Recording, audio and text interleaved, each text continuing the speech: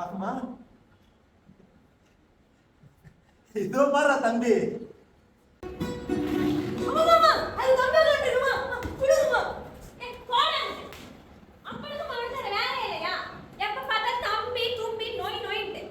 அம்மா அடிச்சு போட்டாளா? அம்மா அடிச்சலாம் சரியா? இந்த மாதிரி வா பேசுகிறேன். ஸ்கூல்ல யாருமே தம்பி கூட பேச மாட்டேங்கிறாங்கப்பா. தம்பி பத்தி சொன்னவே கிண்டல் பண்றாங்க. அதனால நானும் தம்பி மட்டும்தான் என்னைக்கு விளையாடுவோம்ப்பா.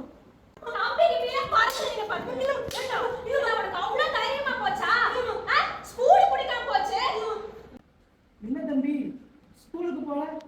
ஸ்கூல்ல எங்களுக்கு படிக்கிறதுக்கு ஒண்ணுமே இல்லைங்க. தம்பி சொன்ன நினைச்சு பெருமைப்படுறதா இல்ல கவலைப்படுறதா அப்படின்னு அவர் மனசுக்குள்ள ஒரு போராட்டமே நிகழ்ந்தது. ஓயாம உலகத்துக்கு குழப்பங்களை போக்க டக்குனு ஒரு யோசனை பண்ணு. தம்பி இதான் மண்ணாங்கட்டி இல்லை, ஏன் புரிய மாட்டேங்கிறதுங்க? தம்பி இதான் மண்ணாங்கட்டி இல்லை. தமிழ்நாட்டில் முக்கியமான கூத்துப்பற்றினுடைய நிறுவனர் முத்துசாமி ஐயா அவருடைய வழிகாட்டுதலையும் ட்ரைனிங்லையும் நிறைய கலைஞர்கள் உருவானாங்க. நம்ம சதீஷ்குமார் அவருடைய வழித்தோன்றலாகவும் அவருடைய பின்பற்றலாகவும் நிறைய பேர் நாடகத்தில் நவீன நாடகங்கள் பண்ணாங்க. அந்த வகையில தம்பி என்கிற நாடகத்தை நான் ஒரு 4வது முறையா நான் வந்து இந்த அரங்கில் பார்க்குறேன்.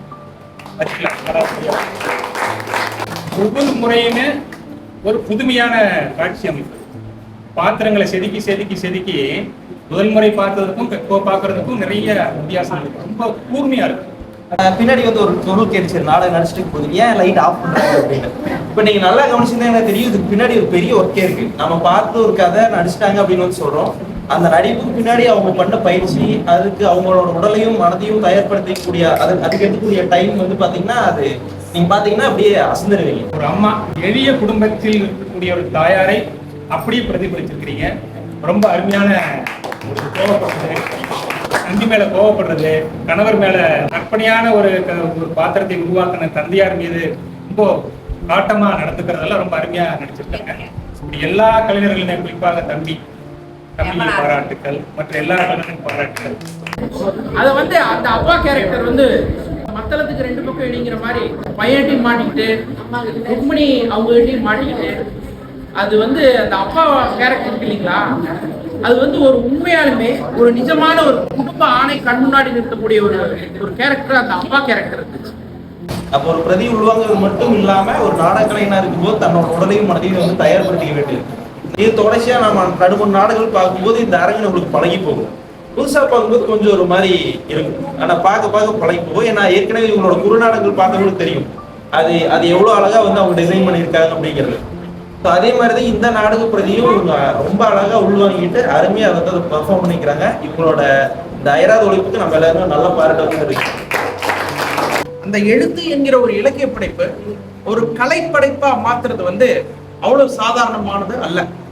ஒரு எழுத்த மிக ஆன்மாவோடு ஆத்மாவோடு இந்த நாடகம் பதிவு செஞ்சு தம்பி அவங்க நீங்க அந்த மதர் கேரக்டர் பண்ணுவாங்க. எல்லாத்துடைய கேரக்டர்ஸுமே திரைக்கு முன்னாடி பின்னாடி எல்லாத்துடைய உங்களுடைய டைலாக் டெலிவரிஸ், அந்த லைட்டிங்ஸ், அந்த டைமிங்க்கு கரெக்டாக லைட்டிங்ஸ் ஆன் ஆகுறது, அந்த சவுண்ட்ஸு, அந்த எல்லாமே டைமிங் கரெக்டாக இருக்குது. அந்த டைலாக் டெலிவரி, அந்த ஃபேஸ் ரியாக்ஷன்ஸ் எல்லாம் அப்படியே அற்புதம். அப்படியே எங்களை அதுக்கு அந்த கதையை நோக்கியே அப்படியே எங்களை ஆழமாக கொண்டு போயிட்டே இருந்தது. எங்களை எங்கேயுமே சிந்தனை சிதற விடாமல் நல்ல கருத்துக்களை சொல்லிட்டு இருந்தீங்க. நார்ச்சத்து உள்ள அந்த உணவுகளை நீங்கள் உட்கொள்ள வேண்டும்ங்கிற அந்த மருத்துவர் சொல்லக்கூடிய அந்த விஷயத்தை இந்த நாடகம் எவ்வளவு அழகாக பகடி பண்ணுது. இது நம்ம ஈரோடு மருத்துவக் கல்லூரி மருத்துவமனையில் நான் ஒரு முறை ஒரு விஷயத்துக்காக நான் போயிருந்தேன். மெடிக்கல் காலேஜ் டீனை தவிர மற்ற எல்லாரும் பல்கியாக இருக்காங்க டாக்டர்ஸ். என்னன்னு பார்த்தா நேராக 11 மணிக்கு அவங்களும் கேண்டீன் போகிறாங்க. மசால் வடை, உருளைக்கிழங்கு பூரி, போண்டா எல்லாத்தையும் அவங்க சாப்பிட்றாங்க. ஆனால் ப்ரிஸ்கிரிப்ஷன் எழுதி கொடுக்குற நமக்கு இதையெல்லாம் தவிர்க்க சொல்லி சொல்கிறாங்க. டாக்டர்ஸ் பரோட்டா சாப்பிடக்கூடாதுன்னு சொல்கிறாங்க. ஆனால் எனக்கு தெரிஞ்ச ஒரு டாக்டர் ஃபேமிலி இரவு உணவாக 8 மணிக்கு மேலே பரோட்டா தான் சாப்பிட்றாங்க. இந்த யதார்த்தத்தை நம்ம நேரில் போய் கேள்வி கேட்க முடியாது. ஒரு சதீஷ்குமார், ஒரு தனசேகர், ஒரு பூங்கொடி கேட்க முடியாது. ஆனால் சதீஷ் கேட்கலாம், ஆத்மா கேட்கலாம். ஒரு படைப்பு அதை கேள்வி எழுப்புகிற போது இந்த சமூகத்தினுடைய அடுத்த கட்டத்தை நோக்கி நகர்த்த வேண்டும். முத்துசாமி அவருடைய வளர்த்த தோழர் சதீஷ்குமார் ஈரோடு நாடக கொட்டாயின் அனைத்து நாடகங்களும் ரொம்ப சூப்பராக இருக்கும். தம்பி நடிப்பு அட்டகாசம், எல்லாருமே சூப்பராக ரியாலிட்டி, அவ்வளோதான் ஒரிஜினல் நடிப்புங்கிறது இங்கிருந்து தான் வருதுன்னு ஒரு சந்தோஷம் ஆனந்தம். இயல் இசை நாடகத்தை வளர்த்துட்டு இருக்கிற சதீஷ்குமார் இன்னும் பல்லாண்டு வாழ்ந்து இன்னும் பல கலைஞர்களை உருவாக்க வேண்டும் என்பது ஈரோடு ரசிகர்களின் ஆனந்த வேண்டுகோள். இயற்கை அந்த தாத்தா கேரக்டர் ஒரு 30 செகண்ட்ஸ் டு ஒரு 40 செகண்ட்ஸ் வந்திருக்குன்னு நினைக்கிறேன். அதான் என்னன்னா நம்ம படிப்பை மட்டும் படிக்காம இயற்கையும் படிக்கணுன்ற மாதிரி ஒரு வேர்ட் சொல்லிட்டு போனாங்க. அது கொஞ்சம் அந்த இடத்துல சிந்திக்க வைக்கிற மாதிரி இருந்தது. அதுக்கப்புறம் எங்க அம்மா ஒரு நிமிஷம் அப்படியே அந்த மதர் கேரக்டர் வந்து எங்க அம்மா ஒரு நிமிஷம் கொண்டாந்துட்டு போனுச்சு. நான் இந்த ஃபர்ஸ்ட் டைம் வந்து இந்த நாடகம் பார்க்குறதுக்கு வரேன். நாடகம் பார்க்க வர தம்பின்ற நாடகம். இதில் நடித்த ஒவ்வொரு ஆர்டிஸ்ட்டும் அவ்வளோ சூப்பராக தத்ரூபமாக உயிரூட்டமாக நடிச்சிருந்தாங்க. நாடகத்துக்கு அப்படியே முழுக்க எழுத்துக்கள் இருந்து படைப்பாக உயிர் கொடுத்துருக்காங்க. திரும்பவும் கண்டினியூஸாக இந்த நாடகம் நல்லபடியாக நடக்கணும், இந்த கலை வளர்ந்து எல்லாரும் சார்பாக வாழ்த்திக்கிறேன். நன்றி. நம்ம ஒரு மூவியில் எப்படி பார்ப்போமோ அதே மாதிரி இது வந்து நம்ம கலை சார்ந்து அந்த மியூசிக் வந்து ஒரிஜினாலிட்டியாக இருக்கும்போது அதை நம்மளால உள்வாங்கி ஒரு மனசுக்கு ஒரு ஹாப்பினஸ் கொடுக்குது. இன்னைக்கு இந்த ஒரு போதைப் பொருளுக்காக ஒரு பையனை அடித்து கொள்ளக்கூடிய ஒரு நிலைமை இருக்கு. மாணவிகள் பள்ளியினுடைய வகுப்பறைக்கு மத்தியிலேயே, நான் கல்வித்துறையிலிருந்து வரதுனால வேதனையோட நான் பதிவு பண்றேன், வகுப்பறைக்கு முன்னாடியே அமர்ந்து மது இருந்தக்கூடிய ஒரு சூழல் இருக்கு. இந்த அரசாங்கங்களும் இந்த இந்த இந்த இந்த இந்த சமூகங்களும் இந்த ஆசிரியர்களும் மாணவர்களுக்கு எதை கொடுக்க வேண்டுமோ அதை கொடுக்காம, நீ குடிக்கக்கூடாது, நீ கஞ்சா போடக்கூடாது, நீ போதைப் பொருள் பயன்படுத்தக்கூடாது, நீ லிக்கர் யூஸ் பண்ணக்கூடாதுன்னு சொல்றாங்களே ஒழிய எதை கொடுக்க வேண்டும் என்பதை இந்த சமூகம் மறந்து விட்டது. ஒரு குழந்தைகிட்ட போய் நீ இதை செய்யாதேன்னு சொன்னாதான் அது செய்யும்.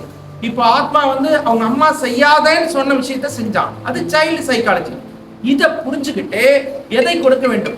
நல்ல கலைப்படைப்பை, நல்ல நாடகங்களை, நல்ல திரைப்படைப்பை, நல்ல நாவல்களை, நல்ல இலக்கியங்கள் நோக்கி நம்ம எல்லாம் திருப்புறதை விட்டுட்டு அவங்க செய்யாதேன்னு சொல்றதுதான் இந்த மாணவ தலைமுறை செஞ்சுக்கிட்டு இருக்குது. அதுல எல்லோருக்கும் உள்ள ஆதங்கத்தை இது போன்ற நவீன படைப்பாளிகள், நவீன கலைஞர்கள் செய்து கொண்டிருக்கிறீர்கள். அந்த பாதிக்கப்பட்ட குழந்தைகளின் சார்பாக, ஆதங்கப்படக்கூடிய ஆசிரியர்களின் சார்பாக ஈரோடு நாடக கொட்டைக்கு என்னுடைய மனமார்ந்த நன்றியை நான் சமர்ப்பிக்கிறேன். நன்றி. அதற்கு வந்து எப்பவுமே என்னுடைய ஆதரவு எப்பவுமே இருக்கும் தெரிவிச்சுக்கிறேன். நன்றி. வாய்ப்புக்கு நன்றி. எல்லா கலைஞருக்கும் பாராட்டு. தொழில்நுட்ப கலைஞர்கள், நடிப்பு கலைஞர்கள், ஏற்பாடு செய்தவர்கள், பார்வையாளர்கள் எல்லாருக்கும் பாராட்டு தெரிவிச்சுக்கிறேன். நன்றி. வணக்கம்.